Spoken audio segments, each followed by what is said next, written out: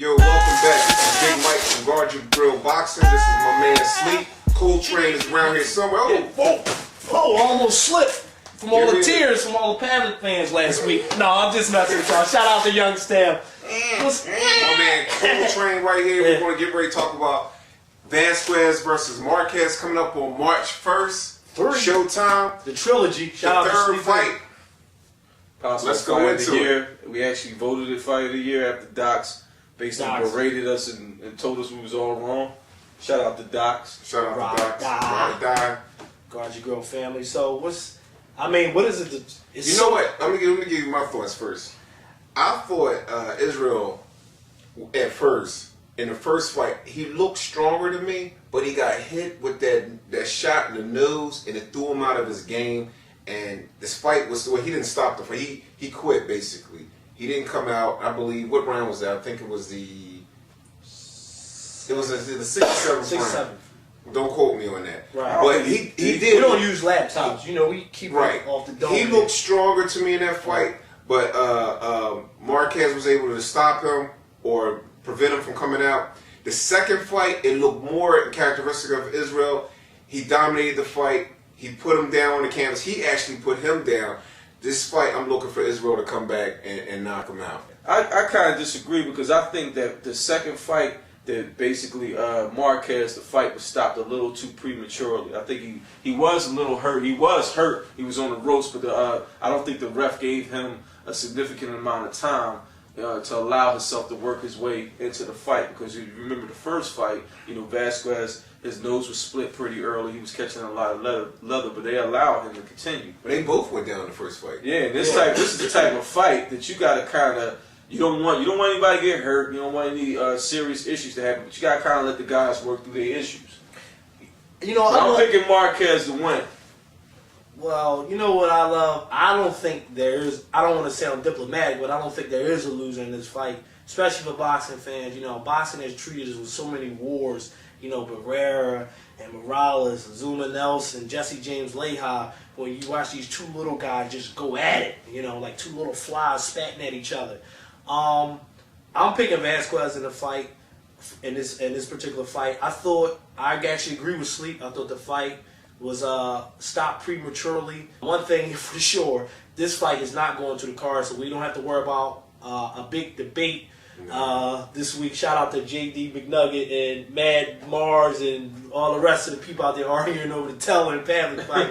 But y'all ain't gonna have to worry about that. 11th round. Yeah, 11th round. Y'all ain't gonna have to worry about that in Techner 75, who started it all. Y'all ain't have to worry about that this weekend because Vazquez started it all. Vazquez, all right, they gonna tear it out the frame. They gonna go in there and lock it up. Like I said, I don't want to be too diplomatic. Coltrane got a lot of opinions, but for this particular fight, I think you're going to just have two fighters in the closet, in the phone booth, whatever you want to call it. You're going to have a good old backyard brawl, and somebody is definitely going on the canvas.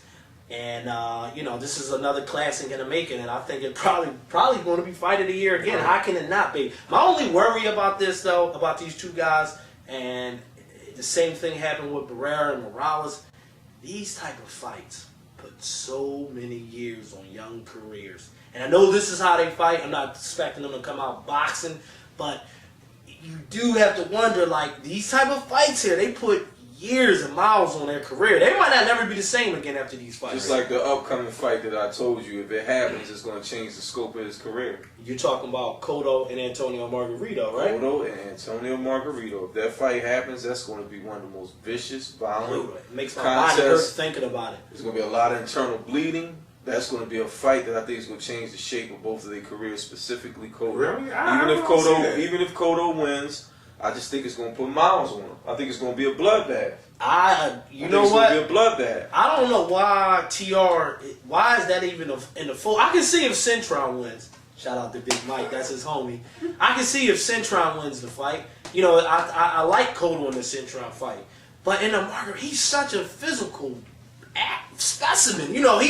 He throw body shots just like Cotto throw body shots. He keeps coming forward just like Cotto keeps forward. Even if Cotto try to box like the way he did Shane, I don't think he has enough lateral movement and enough boxing skills, if you will, Well, and keep Margarito off of him. Y'all slept on Cotto before. And he Not me. I picked Cotto against Mosley. I'm just saying, a lot of my colleagues did, and he changed the whole game when he fought. But I'm not fooled. I don't believe in fool's gold because I knew he fought an old Mosley in that fight, and I knew I saw once Mosley decided to box, Cotto looked sort of one-dimensional again in the fight. My point being, you Big Mike, like Sleep was saying, Margarito, all he do is stalk, same way Cotto do. Right. Now Cotto ain't used to fight. He's used to being a stalker. He's used to being the guy that follows your But ramp. didn't Paul Williams set the blueprint for defeating Margarito? He don't have Paul Williams skills. Whoa. Cotto don't have that skills. I get real passionate when we get to 147. Yeah, I don't know. It's just, we talking about Vazquez and Marquez. We were talking about the heavyweights, and then we went down to the featherweights. Now we at 147, and everybody. You started it. You said that I was like matches. All I said was these type of fights, Barrera Morales, they put years on fighters' career. It's hard to come. I mean, they're great for the fans, but it's hard to recover from. That's all I'm saying. In that weight division, you gotta fight like that. I mean, come on. Oh no, I'm not that division. I brought up some of the old heroes from down there. Right. But I'm saying, my point being is when you fight that style, you know this, Big Mike. It put some years in your career. I agree with your statement. You know what I mean? That's all I'm saying. And all I'm saying, just the Cotto and Margarito is not a good look for Cotto. He might not make. I know y'all want Floyd. He might not make it to Floyd. Right. But actually, in that fight, I think you're going to see Cintron and Cotto fight. We'll break that fight down. More to come on that one. He had to get his Cintron. I'm not going to be biased to Cintron. You see him trying to get his Cintron. I like knockout artists. I like boxers, punchers, and Cintron can box and he can punch. Wait a minute. Hold up, Big Mike. My brother from another mother. When did Cintron ever show you he can? Maybe I don't know. Maybe I was stuck in the future, back in the future somewhere, 1955 with Marty. You still comment on that Feliciano fight, right? I'm not just Feliciano. Let's go back to the Margarito fight. Let's go back to Margarito fight. When he fought Margarito, what did he do? Yeah, he was sick. He fought. No, he was sick. You know what he did? He walked in the right hands the whole night. He threw wide looping punches and followed Margarito around. And what you know is which Paul didn't do. You don't follow a stalker around. And he basically walked himself into a knockout. He walked himself into a knockout. It's only defeat. That was a big stage for him. I just don't understand. I just want to, like my man Sleep. Well, I think he was thrown into Margarito too early. He didn't have the proper training behind him, and he came up short. And also off the record, the comments that were made to me that he had the flu and he didn't have the energy to fight him. Look, man, I still don't have a pick for the fight yet, but.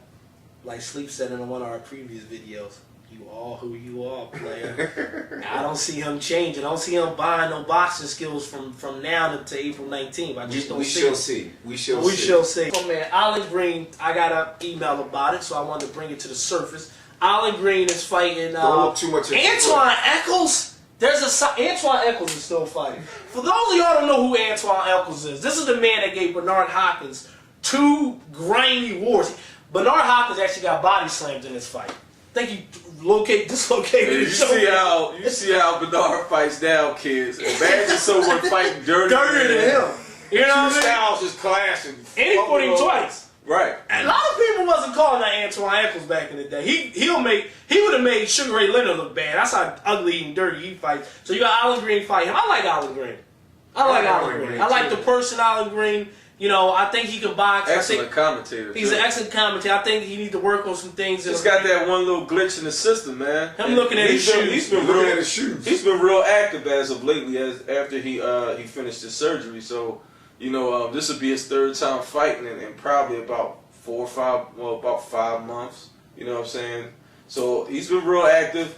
Like he looks very sharp against certain opponents. It's just that whole. Once he gets to the upper echelon people, that whole Jermaine Taylor, that whole little looking down, it seems like you get caught there, So he has a lot of power. That's Friday night fights. Hopkins Kawasaki breakdown coming. I know y'all email us. You'll be surprised. You'll be surprised at dynamic on the show. Yeah, I know y'all. Who's going for Hopkins? Yep. Who's going for Kawasaki?